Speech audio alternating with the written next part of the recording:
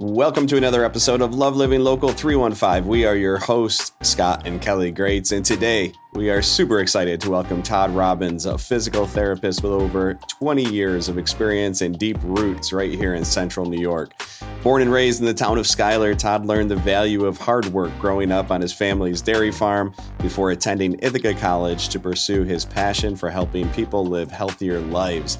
Though he now lives in Pennsylvania's Lehigh Valley with his wife and two boys, Todd still considers CNY home, and he visits here often. In this episode, Todd shares lessons from his upbringing, what he misses most about Central New York, and exciting details about the book he's writing to help people live longer, healthier, more fulfilling lives. And stick around as Todd gives us his top 5 ways to stay fit and active during the holiday season and build momentum heading into 2025. We guarantee you're going to enjoy this conversation with Todd Robbins.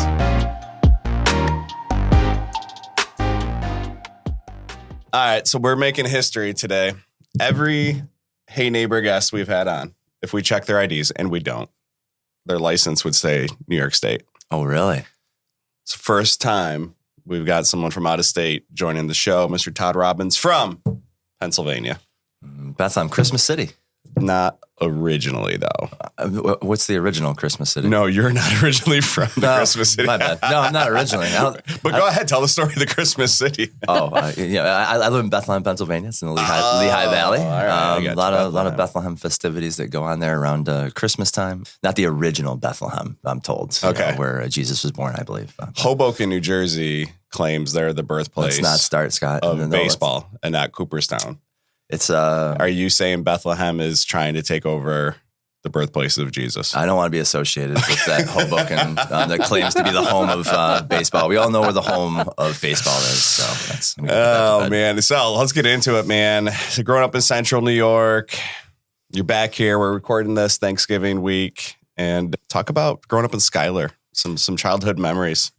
Yeah, it's interesting. So I grew up on a dairy farm. So my family's had a dairy farm there for over 160 years, which is a real long time.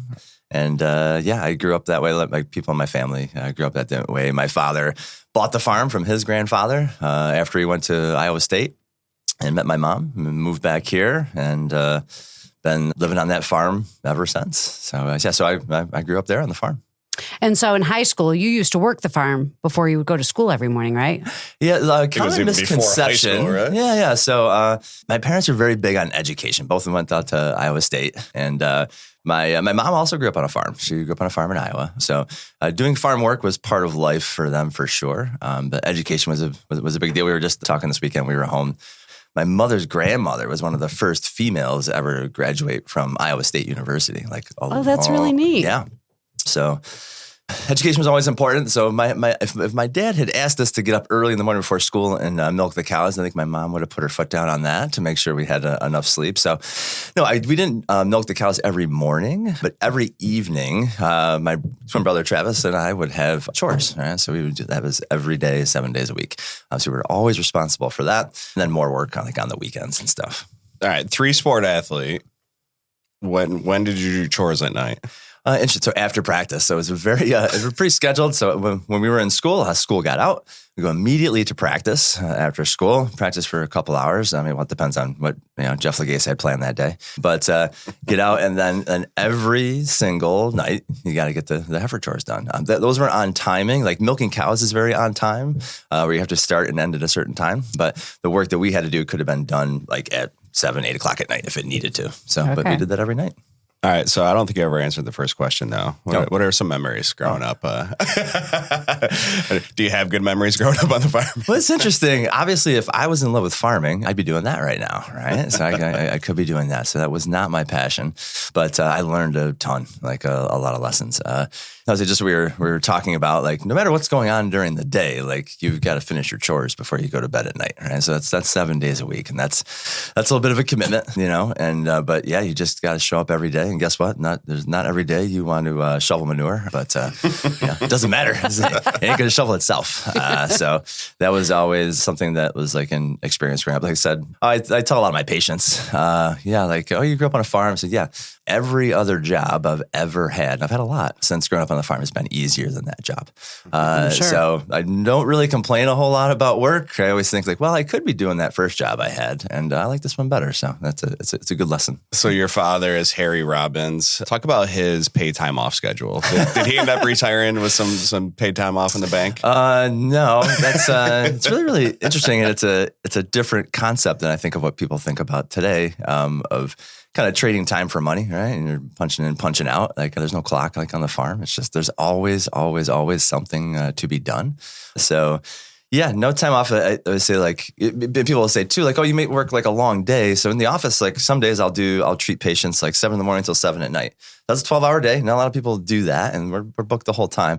Like, oh, that's a long day, Todd. I said, I don't know, it beats farm hours. Like, Yeah. I got 4 hours less work today than my dad did. And think when he was my age, So it's a long day every single day.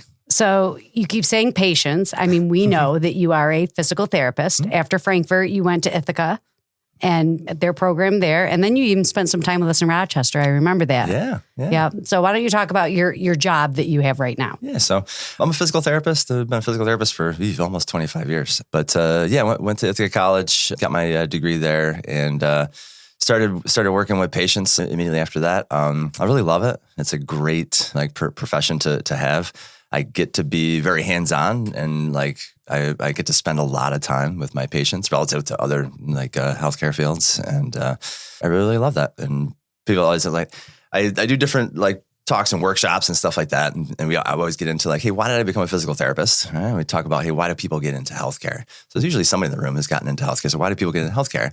This is the one question all of my audiences get right. The other ones, they kind of fumble on a little bit. But every talk I've ever given, I said, why do people get into healthcare? Someone says to help people. Mm-hmm. That's the core of why people would get into any form of healthcare, really. So I get to do that every day. It's a pretty cool job. So the industry's evolved. It's changing. How many years? 20? Oh, I've been doing it. So I'll always remember my first day as a physical therapist was the day before 9/11, 2001. Okay. That's when I had my first job. So I've been doing it ever since then. So I think we're over 20 years. 23 years. So what's the biggest change you've seen in the I guess you can go healthcare. I don't want to make this question too broad, but in your world, let's just say. It's tough. So I've experienced healthcare. We all experience healthcare in the United States throughout our lives. There's been tons and tons of change.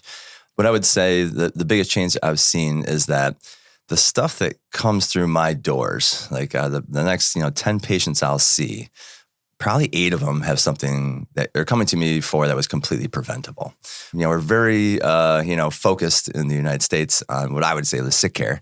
I'm treating symptoms, but all this started a long time ago and it was really preventable. In human movement, which I deal with, that happens all the time, but it happens everywhere in healthcare. It's oh, this person has heart disease, this person has diabetes.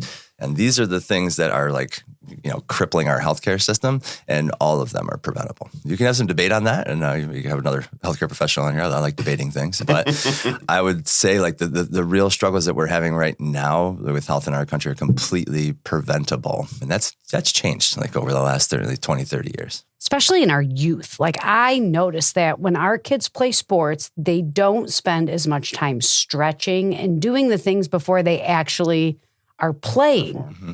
And these injuries, I just feel like there's so many more injuries now than there were all these kids tearing their ACL or their MCL or what? I mean, is it the turf? Is it the not stretching? Do you think it's the food? What do you think is causing much like my patients, is just human nature, right? My patients have a problem in their shoulder. What's causing? What's the thing that's causing it? It's never the thing, right? So I'd say it's the physical therapy question to answer to every question is it depends, right? And then you dive deeper because each person's different. So each one of those athletes gets injured would be different. I would say some larger, just kind of like higher level things. I think it's stuff that we experienced. There were many 3-sport athletes in the 80s and 90s. Everyone, I was just sick of the sport, and I'd go, okay, great, I get to play the next one. Right. Kind of go on to that.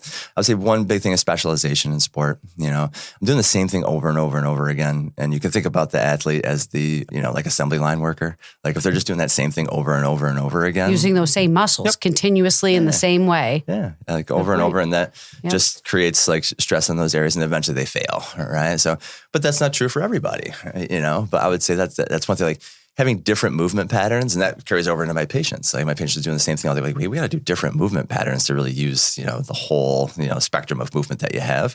And athletes don't do that. When I dial in, I'm a thrower, like I'm a pitcher, and I do that 12 months a year. That's going to wear that out, So as opposed to getting into another sport, like playing something different, which is really better for your body, And I would argue, and they take a look at how many of them, like the greatest athletes, like really, really good athletes that people really know, were multi-sport athletes. It's been proven.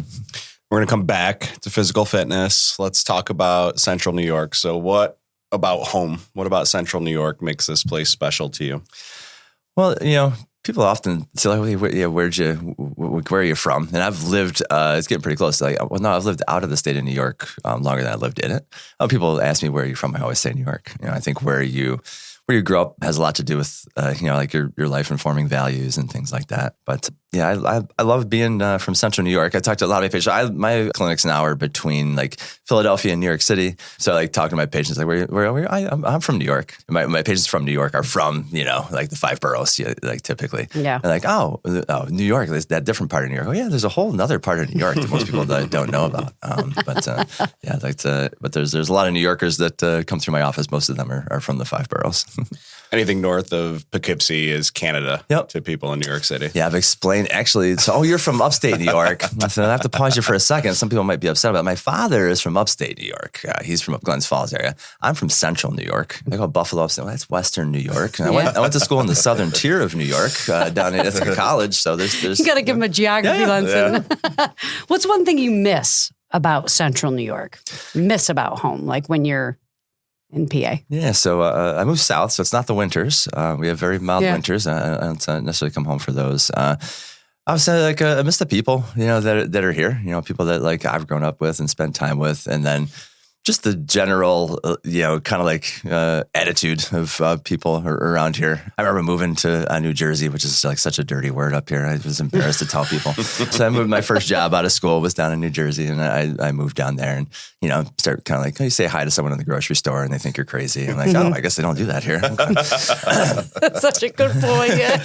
Yeah. So, but the people are great. But then the people that I grew up with and were close with are, those are always my stops when I get home, is to see those people. What other stops are you making if there's a go-to activity or place to visit? Well, now what I do, and I started doing this more and like getting a little bit older. So I grew up in a very rural area. My backyard is like acres and acres of land.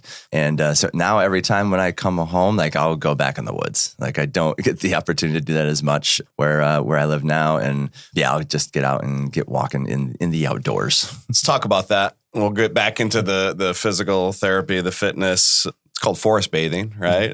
Yeah. So what are the health benefits of being in the woods?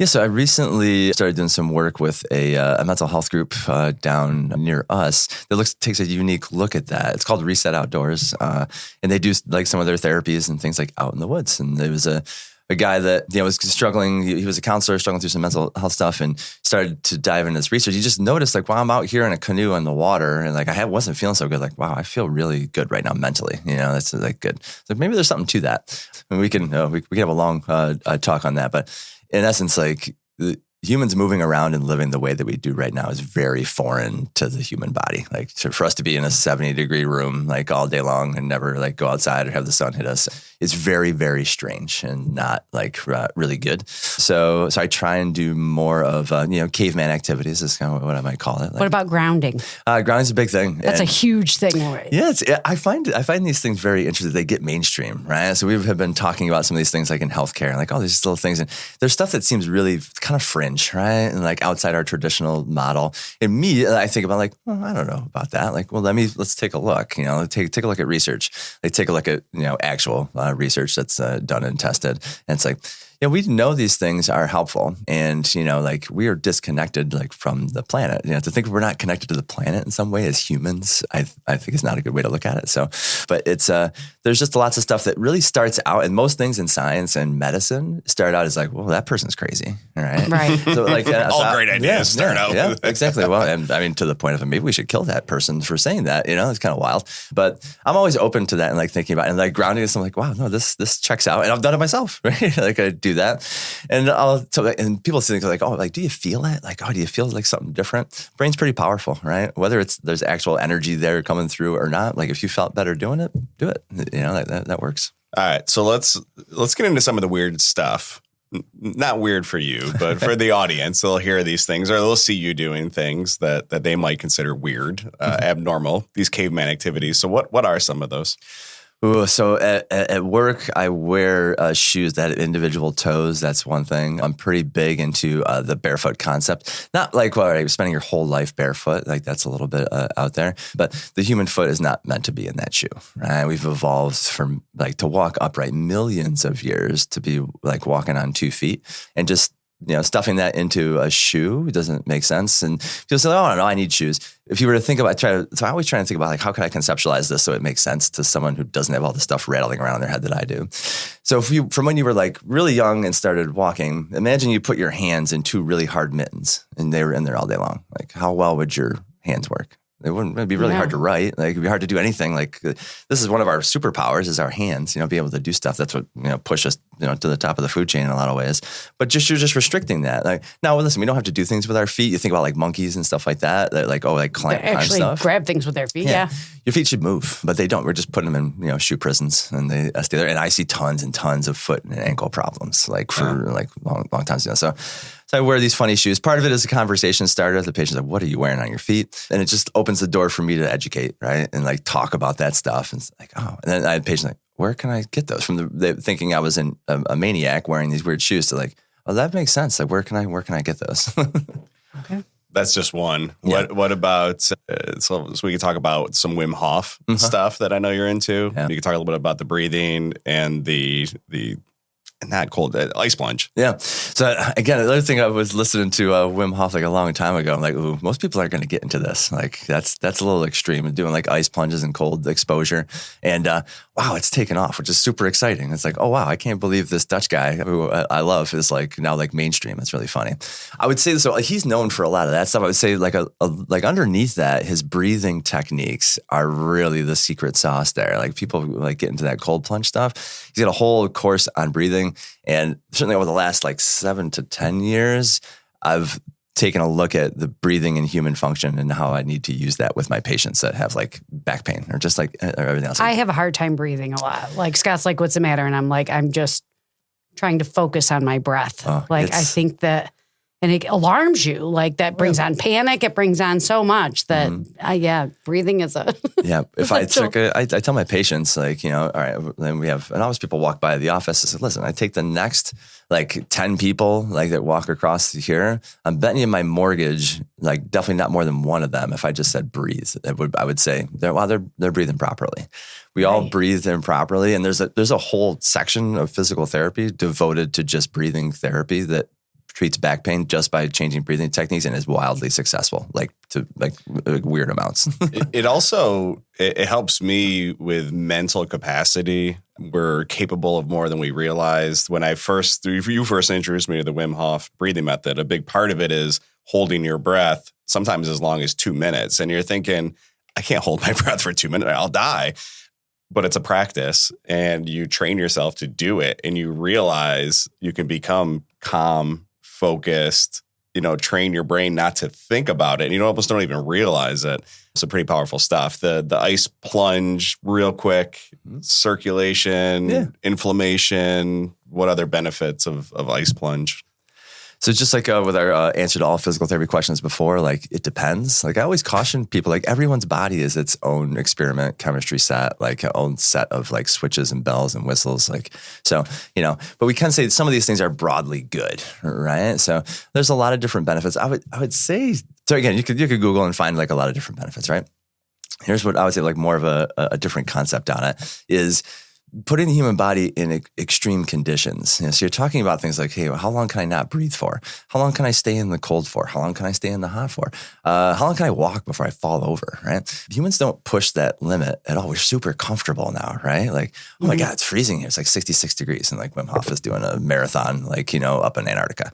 So like, I would say more of the value of that might be saying like, I pushed myself to like a certain limit and I didn't die. Like I'm okay. Like, I could do a little bit more. Oh man, I could hold my breath like a little bit more. and being like, all right, I'm safe. Like that's okay.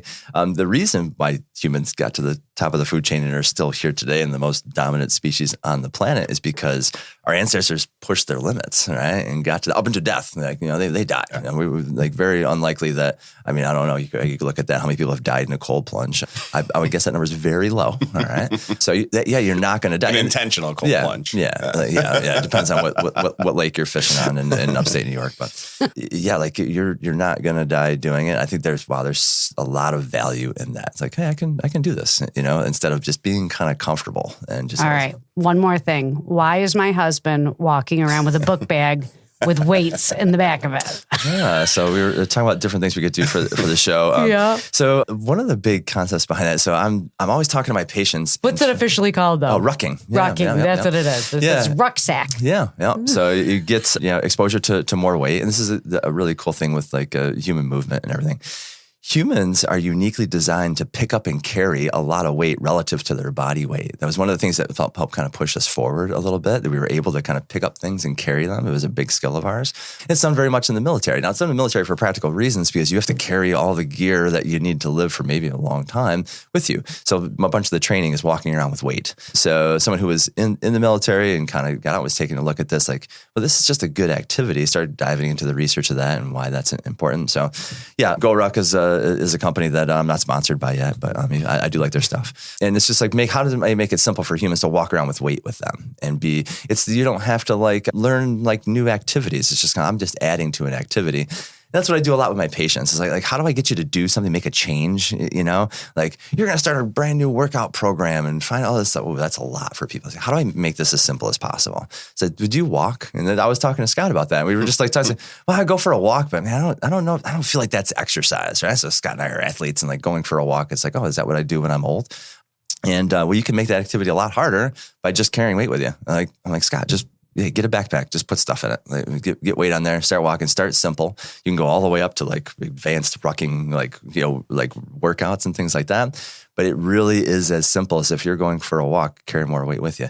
Put it on a backpack, put weights in your hands. Like they have weighted vests. Carry your kids. There's different things that you can do, but you're already doing that activity. Let's make it a little bit harder. Let's make it a little bit more uncomfortable, right? So I'm pushing, I can walk and like, I got to get to a little bit uncomfortable. When you get back from your walk, I want you to be a little tired, right? I want you to be like, I don't know if I really wanted to walk another block. Like that was it. That was my limit. And I got to it. So where this came from is I was legit feeling guilty about our walks, right? And this is some quality time, at least I think so, that we have together, right? In the morning, we walk the dog.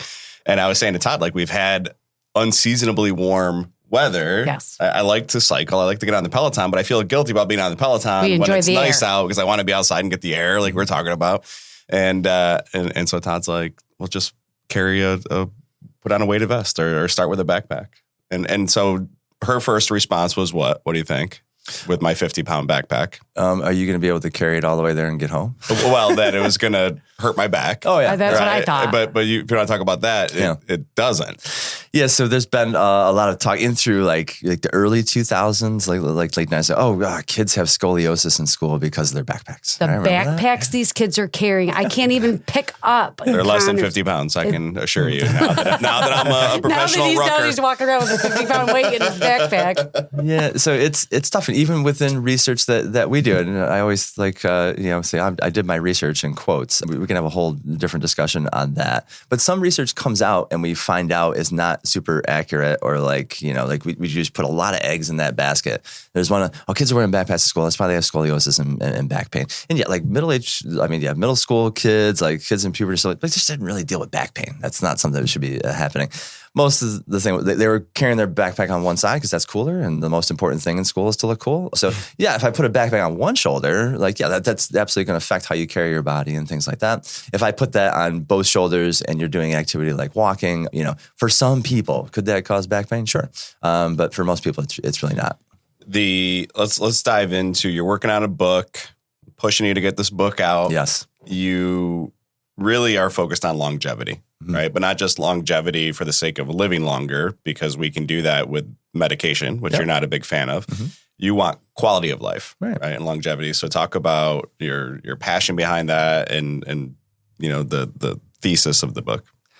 Yeah. So as a physical therapist, you just really kind of evolve. When I first started out, like, oh man, I'm an ex-athlete. I want to work with athletes and stuff like that. Now, at this point in my life, that's not what I'm focused on and wanting to work with. But I guess in real general terms, we talk about like two different metrics. One is lifespan and one is health span.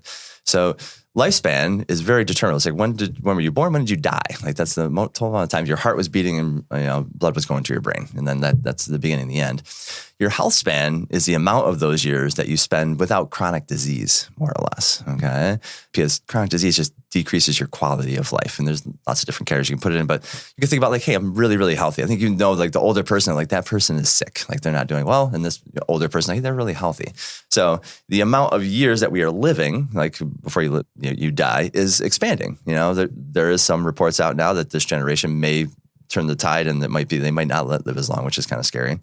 But the amount of years that you have quality life and you can do things, your health span is shrinking, right? So it keeps on cutting into like your years, and you're in assisted living, or you can't walk, you have diabetes, or you have a heart condition, COPD, that doesn't allow you to kind of get around. Like those are not good years, right? My patients say, my golden years, like they're terrible. This is horrible. Like I saved my whole life. I did everything to kind of get here, but I didn't take care of my body, so it doesn't work for me now. So I'm trying to extend that health span right there, so you can enjoy your life even when you're old, instead of being like I'm in heaven's waiting room here, just kind of waiting to like see what happens. I can't move around. I say like as soon as I can't move around and be independent on my own, I think my life has ended. I really can't do that anymore. And then you can take me to the top of the nursing home and push me off. Like I'm good. Like I want to move and be doing that. If that's not what I'm doing, that's not life to me. But more and more people suffer with this, and it just robs them of years that they could have doing things. So we want to push on that. It's the dichotomy of our society when it comes to finances and health. Right. Mm-hmm. We are taught to defer our money so we don't outlive it. And then we get to retirement, which, Tim Ferriss is a fan. We're a fan of Tim Ferriss. And he talks about the R word being retirement. You shouldn't use it. It shouldn't exist. Well, that's a whole nother story. But you get to retirement, and now you've deferred all of these things. And now if your health span is shrinking, what does it matter?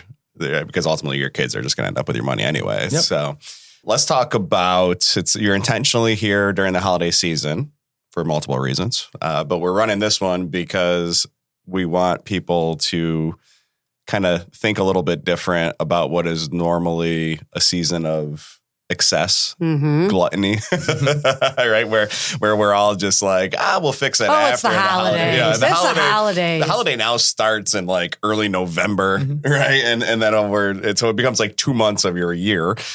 So what are some tips, tricks, thoughts, ideas? Let's start with healthy eating. Yeah, so super big challenge, which challenges everybody, by the way. Like you always think, hey, Todd knows what he's talking about. He must eat perfect. I do not, right? Like I had pie this weekend, like that happens. And again, like it's hard to give advice for a broad group of people, because everyone's body is a little bit different. But there's some things like, well, this definitely works. I'd say this time of year, your biggest friend is portion control, right? Because that's not several. Oh, don't do fats. Don't do this. Don't eat that. Like we're eating like too much volume, right? So if I was going to say like, hey, I'm going to give some advice to everybody. Make your plate, eat half of what's on there, right? And then talk with your friends. Like talk for a while. And in 5, 10, 15 minutes, ask yourself if you're hungry again, if you really kind of wanted that. And, if you consume less food in general, it's usually a good idea, particularly this time of year. If you're living in the United States, like that's just that's a good general like piece of advice. I am telling you that the diet fads that are out there right now and the high protein, and this one girl I listen to, she's like, eat a sandwich, eat a turkey sandwich. That's 35 grams of protein that you get right there. We're way overcomplicating this. And another thing that I heard on a podcast that I really liked is people have the misconception that if they not cheat, but they indulge in something that they're not supposed to eat, they just binge for the whole day then. Mm-hmm.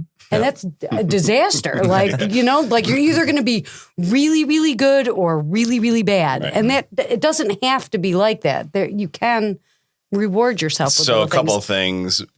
My grandmother lived to be mid-80s. She was always very thin, and she was known to be a talker. And so when you say like talk to your friends, we always joked with grandma that everyone would be done with dinner and she had like 4 bites gone from her plate, but she was always super thin because I think she just talked instead of eating. Well, and she let her stomach catch up to like what she was eating and not. So I want to throw out a Toddism that's helped me a ton as I think through things. Todd always tells me you can't outrun your mouth, right? And so what that means is, you're here. I should have you explain it, but I will. Those that are exercising, we justify it with, well, I'm going to go to the gym, or I went for a run, so now I can have 3,000 calories for dinner, right? And so talk to me about not being able to outrun your mouth. Yeah, it's really interesting. It's just come from my perspective, as a physical therapist. So many patients come to me, and guess what? I practice in the United States. This is going to be true across all like orthopedic outpatient practices. The vast majority of my patients are obese, right? If you look on different scales, and then many are morbidly obese. They come to me, they have injuries, and like, Todd, as soon as I get over this knee problem, as soon as I get this shoulder back, I'm going to exercise. I'm going to get back on track. But that's what's really stopping me. And they see this and they recognize it. Like, I know this weight is a problem. I know this isn't helping my knee. Like, this is good. But as soon as I get it back, I'm going to start exercising. And so many people have that concept. And like, I'm going to exercise my way out of this. And listen, I'm an exercise like specialist. That's me. Like, and I'll never forget going to a conference. I stayed with our friend Ricky Palumbo out in Los Angeles. Go to this conference with all like exercise professionals, right? And this nutritionist gets up and he says, I'm about to piss everyone off in this room, off right now. And I'm going to just apologize ahead of time, but I have to tell you this. You're working with your clients, you're doing, actually, there's a lot of people, there's like weight loss or things like that. Like I did like physical therapy. You're spending all this time on exercise and getting the perfect stuff like that, but 80 to 90% of this is nutrition. And if you ignore it, you're just hurting the people that you're working with. You can't outrun your mouth. Like if I put so much in, there's not enough for me to kind of run. Like if I went to Burger King, and I've been, by the way, I love myself a Whopper, right? I get a double Whopper meal, eat that. If I went and ran a half marathon after that, I still wouldn't burn off those calories. I don't have the time to do that. Is that what a calorie deficit is, when you burn off more than you're eating? Is that what it is? Or? Yeah, so and there's a lot of debate on that too. I know, right? That's why science is fun, right? I love science, right? But that is a general thing that it's good to get in broadcast. You're talking about like, oh man, I'm going to cut this out. There's so many different fad diets. I'm trying to listen to this. There's a reason why they want to complicate and confuse your brain. They got to keep it simple or it's not going to happen, right? So the simple thing, and you can say this with some asterisks. Yeah, like I have to like burn off more than I'm putting in my body, and then I should have less weight over time. And there's different things that affect that. But yeah, that's the idea. And if you put less in, then you have to like have less output, as far as like exercise. But so many of my patients focus on, I'm going to exercise this away. I would say that's going to be a lot harder than changing some of your nutritional habits. All right. So if we're going top 5 here, healthy eating, Todd's answer is moderation. We're going to talk physical activity. Go ahead, Kyle. What's a simple exercise routine or activity families can do together during the holidays? All right, you guys have already teed this one up for me. Rucking, okay? So a lot of people do walking, even in this part of the state. You'll get outside and go for a little walk.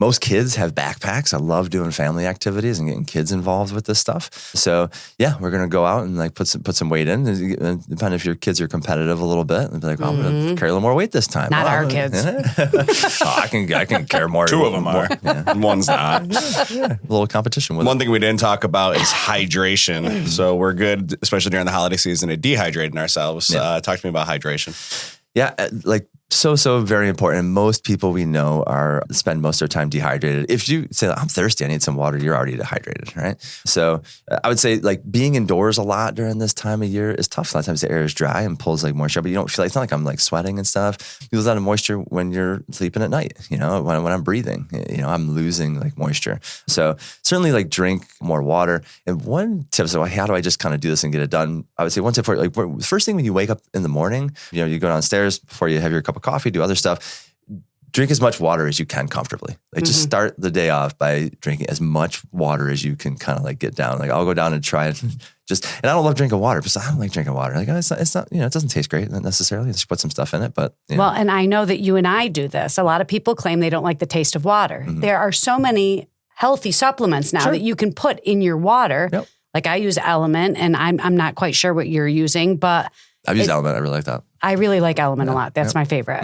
Yeah. And it doesn't give another you non-sponsor. Yeah. I'm just saying that if you don't like the taste of water, there's certain things that you can put in there that build your electrolytes and minerals and everything else on top of it. Yeah, so just drink more water. Simple. Drink more water than you think you need. All right, next one, stress. Yeah. What's a quick way to reduce stress or tension, especially with the holidays? I was thinking about this morning.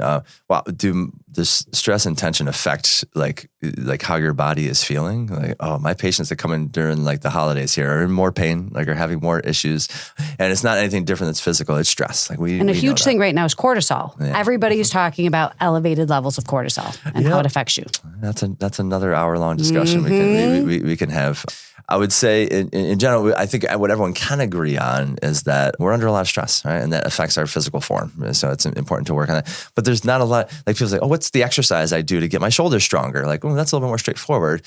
Hey, what do I do to kind of de-stress? It's the same thing. It depends. But I think give people like a simple thing that anyone can try and takes no effort and see if it works for you. If you, this will affect people differently too. Is one thing is like people do like meditation. Like I'm a big fan of that. Like as far as like the mental and physical like benefits of that. But meditation is daunting and kind of like intimidating for some people. So we can have another talk on that. Take your favorite Christmas song that you like to listen to during this year. Try and get an instrumental version, trying to put words in it. And your meditation and just calming your mind can be listening to that and counting your breaths. Like just count breathing, and just listen to something that's comfortable for you, like a song. It's only going to be 2.5, 3.5 minutes, right? You're not spending like, an hour, like in crisscross applesauce, It's just like something simple. It's like, can you get 2.5 minutes to just sit there and breathe, right? Deep breathing signals your nervous system to calm the whole system down. So that's really the secret sauce of it. Like, hey, can I get you to just breathe, like slow down a little bit and just listen to something calming and do that for 2 or 3 minutes and see how it goes. That's an easy introduction to meditation. All right, let's recap, put a bow on this, pun intended. So healthy eating, I've got moderation as your eat less, right? As your answer there. With physical activity, family rucking. So load up the backpack with some weights. Staying hydrated, drink before you're thirsty, especially first thing in the morning. Managing stress, find your favorite Christmas song, preferably instrumental, and count your breaths during that song. So deep breathing. And then let's talk about the fifth and final tip from Todd Robbins, from Robbins Rehabilitation, East, West, Central. It's one of them. Somewhere in Pennsylvania. Just building momentum. So how can someone use the holidays to springboard into a healthier 2025? Yeah, oftentimes, just like you said, it's the holidays, I kind of tank, right? So it's tough. We kind of put on like many people like 10 pounds like during the holidays there. But guess what? I'm New Year's, man. I'm making that resolution, right? Give yourself a head start on that is what I would say. A competition that I've done for a while with different places, which is really good, is after Thanksgiving. So, hey, after Thanksgiving dinner, so I've gotten some food in here. Hey, weigh yourself, right? So get your weight, and then say, I'm not trying to lose weight. Can I not gain weight by the new year? Right? Can I not put myself, 10 pounds behind the 8 ball, like by the time I get started then? And it's not super, hey, look, I can still have my cookies and have some adult beverages and things like that. Hey, can I do that in moderation that allows me to not gain weight? And then I'm not spending the first month losing that 10, in January and trying to get momentum there. But then, you just make different decisions. Like, hey, well, then, wow, I'm gonna hit New Year's and I'm gonna hit my resolutions. With my hit the ground running with them and just go. So 4DX, 4 Disciplines of Execution, talks about having a compelling scoreboard. And this is something I did that worked so well that I stopped doing it. If you put a piece of paper on your dresser or wherever your scale is, it could be a calendar, old school calendar, and just weigh yourself. Same time, every day, every morning, and just write the number on that date. I think one of the issues is we become the ostrich with our head in the sand, where it's like, I know it's bad, I don't want to see the number. But when you have to commit to standing on that scale and writing that number every day, your decisions become different during the day. So, all right, man, we close all these with rapid fire 5. We'll let Kelly kick off. Most unusual piece of advice you've ever received. Oh man, most unusual piece of advice that I've could be crazy, could be unusual, could be from your father. Oh, really? But you could do the blackberry brandy. He gave that advice to Scott. I love that advice. Yeah, okay. Alcohol has medicinal effects.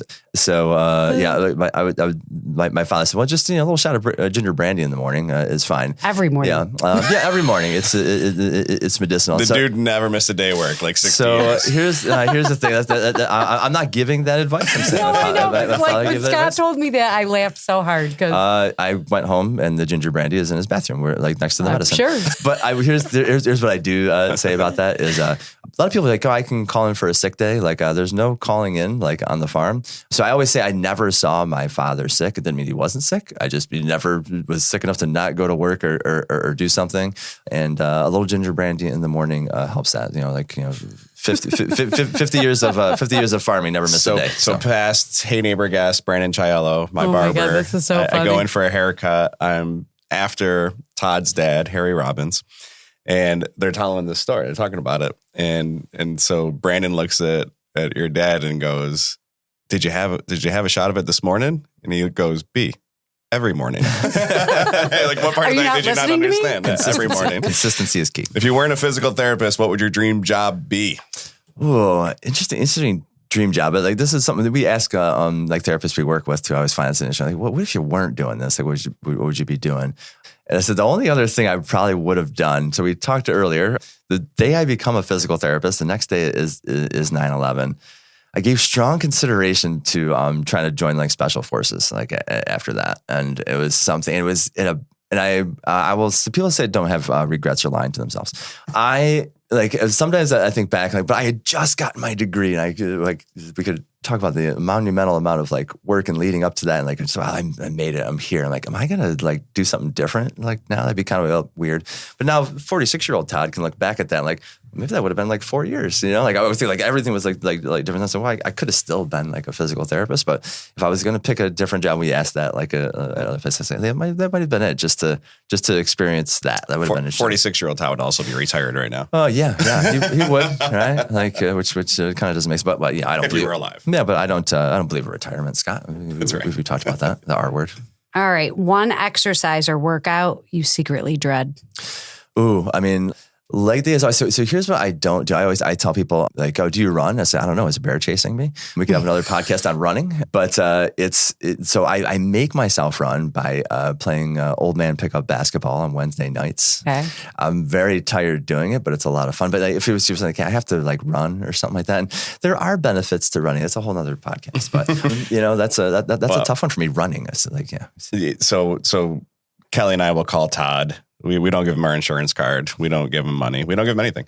We gave him some pie on Thanksgiving. He did. He came over for pie. But yeah, we'll call Todd with all of our running injuries. And or Jenna. Or our kids have an injury. FaceTime with, yeah. And years ago, he told me, I absolutely love runners. They're going to put my kids through college. So the oft-injured sport. They keep coming in. What's one of your favorite childhood memories from growing up here in Central New York? Yeah, I was thinking about that. And I always think about that when I kind of come home, and it was being outdoors. I'm like, at this point in my life, I'm kind of starting to realize how much more I was outdoors as a child and took it for granted. And when you don't have cable television or smartphones or anything like that, like let's go outside and see what we can get into. So I have a lot of good memories being outside with my brother, and then my dad. If I'm outside with my dad, we're doing farm work. So there's something there. But if I can go play with my brother, that was a lot of fun being outdoors. What's something that's in Pennsylvania you wish was in Central New York? Oh, interesting. It was in Pennsylvania that I wish was in Central New York. You know what I really like in my town in Bethlehem, and it kind of is in Central New York. So Bethlehem Steel is there, and every time I go by Bethlehem Steel, like I always think, like that. Those are the guys that kind of won the war. That's really interesting. And I think about Remington Arms up here. How our community in Bethlehem was like so focused around this like company, Bethlehem Steel. There's a lot of interesting stories about it. Same thing with like Remington Arms this year. My Aunt Betty worked at Remington Arms like during the war, like making guns and putting them together. So I like things like that. So I would put Bethlehem Steel in New York. Well, hopefully, we could use it because we lost the arms. So we'll try to end on a low note. But Todd Robbins, Robbins Rehabilitation, proud Schuyler native. Thank you. Native. Proud Schuyler native. We'll have. And by the way, it's Frankfurt, Schuyler. You know, I grew up in Schuyler, but obviously that's his own town. Yeah, it's the home of the corn eating contest. It is, which is a whole nother subject. I mean, it's Schuyler, not Schuyler. It's not Frankfurt, Schuyler. One of my favorite college memories. Like I'm in a football huddle with this big. They're all meatheads, linemen, right? Oh, really? Yeah. They're big meat-headed tackle, and he looks at the shorts I'm wearing, Frankfurt Schuyler, and he looks at me and he goes, "Where the hell's Frankfurt Schuyler?" That's it. We'll end there. So thanks, Todd. Appreciate you coming in, man. Thanks, guys. It was a blast. Thank you for tuning in to another episode of Love Living Local. As you know, we do not run ads. Our only mission is to shine a spotlight on amazing people doing amazing things here in our local community. If you'd like to support us with this mission, we have 3 ways you can help. You can share our content on social, subscribe or follow the show on your favorite podcast platform, and you can visit our lovelivinglocal315.com website to stay up to date with everything happening in Central New York.